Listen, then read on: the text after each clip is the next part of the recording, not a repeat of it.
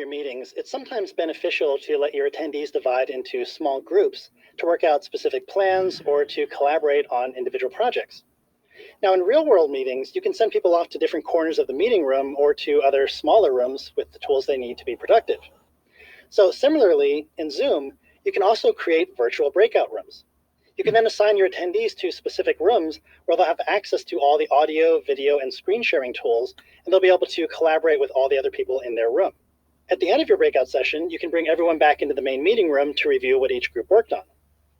Zoom currently allows you to split as many as 200 participants into up to 50 separate breakout rooms.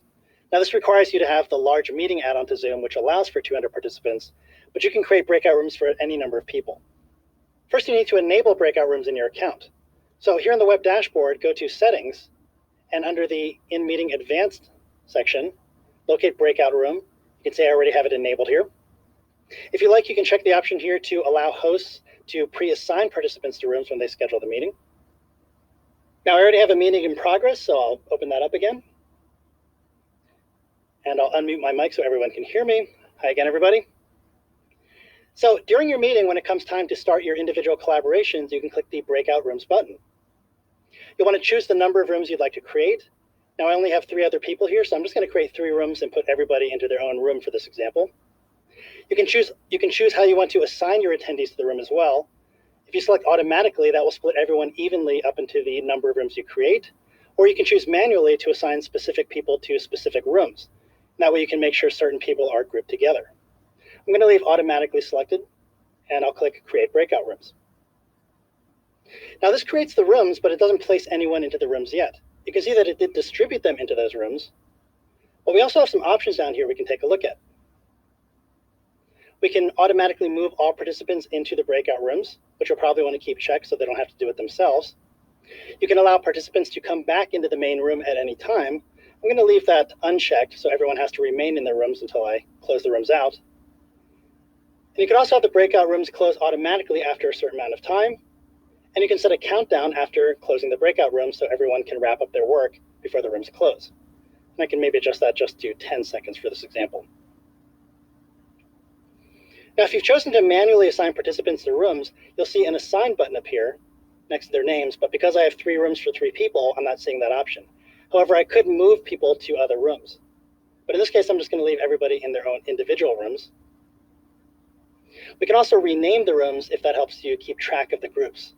But again, I'll just leave the defaults in this case. But when you're ready, you can choose to open all the rooms.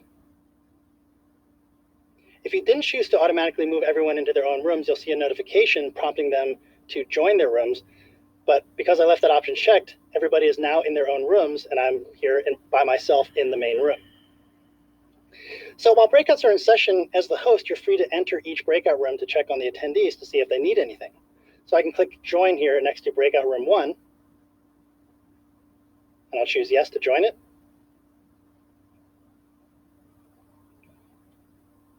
And that just takes a second, but now I'm here in the breakout room with Nick.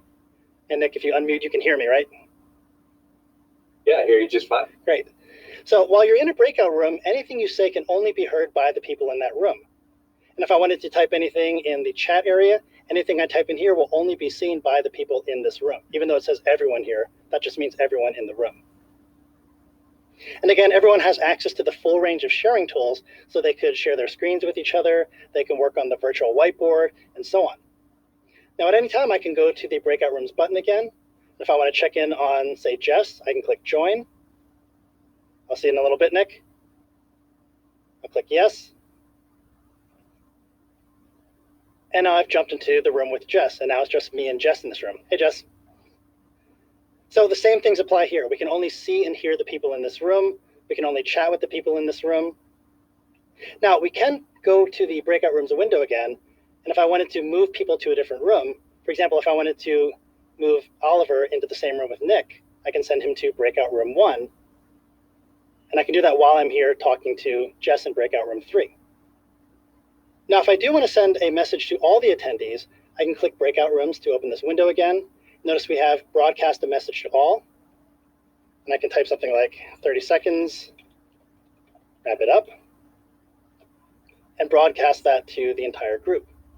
And once you're ready to close the breakout rooms and get everyone back together in the main room, click Close All Rooms. That gives them the 10-second countdown. Now, if they're ready before that, they can actually now return back to the main session, which I'll do myself. And as you can see, we're now all back in the same room, and we can all start discussing what we worked out in our breakout sessions. All right, so that's working with breakout rooms in Zoom.